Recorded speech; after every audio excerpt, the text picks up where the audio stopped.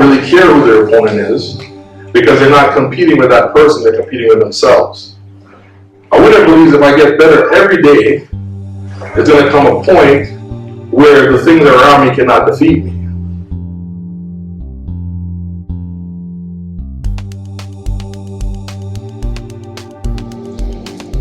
Now, those who don't win, they're oftentimes captivated by what other people say or what other people do.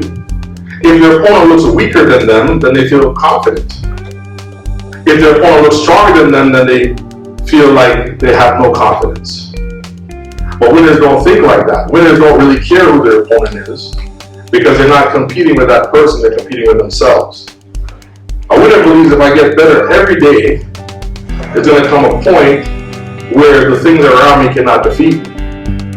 But the person who's not a winner always worries every day, what day am I going to lose?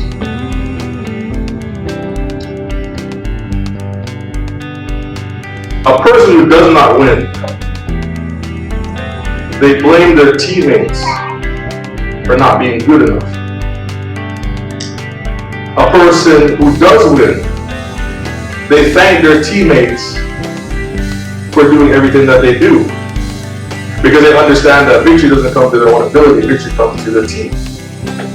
So we're talking here about Joseph, and Joseph finds himself in a situation that everybody he teams with hurts him. Have you ever thought about the vision that you might have for your life? It was a few weeks ago, I made a statement, and I said, I have to come back and correct the statement because I think people may have taken what I said incorrectly.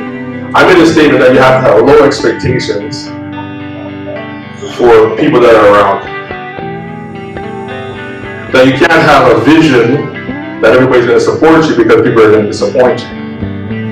But what I was concerned is that even though you shouldn't have great expectations for people around you, you should have a great expectation for your life.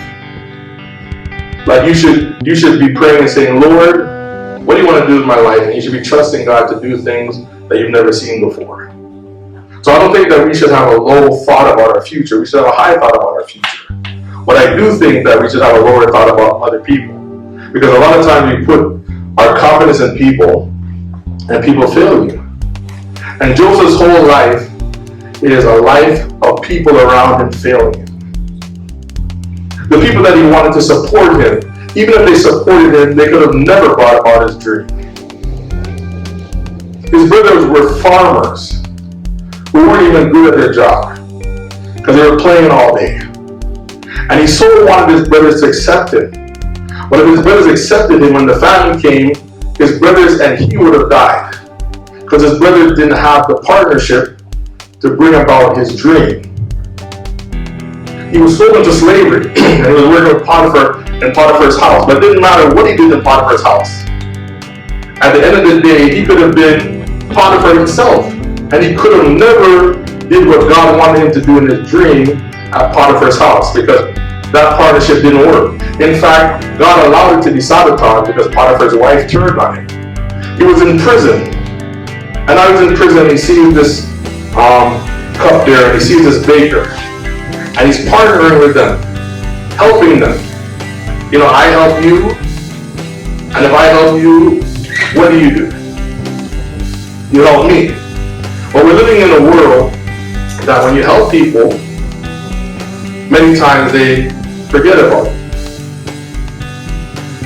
So what happens now is that because you understand, and I understand that partnership is essential to my life moving forward, it starts to make you feel like, man, winning is hard. Like I feel like winning is hard, man. Like you wake up and you try to live for God, and sometimes it feels hard. But I think the reason why it feels hard is many times because we have the wrong perspective. If you're at home and you're not working, and you need money, it's frustrating. Because you're saying, Lord, I need a job, help me. But if you are a millionaire and you want time off, you're still having the same time off, but now you feel good. Because winning makes you feel different. That's what I'm saying? So what the devil does everything to make you believe that you're not winning. Because even if you are winning, you're going to be frustrated because you feel like you're in a bad position. But what I know about Joseph is that Joseph didn't fully understand his future, but he believed in God. And what he understood is that if I'm already a winner, no matter what circumstances I find myself in, it doesn't matter how many people fail me, at the end of the day, because I am a winner, I can sit in difficulty and be okay with it. Might be frustrated sometimes, but at the end of the day, you have to reinterpret your life. There's a term that they have in sports. They have this term that's called underdog. That's called underdog. You know what underdog is? An underdog is a team or a person who goes against a Goliath, a team that should defeat them. And somehow the underdog wins.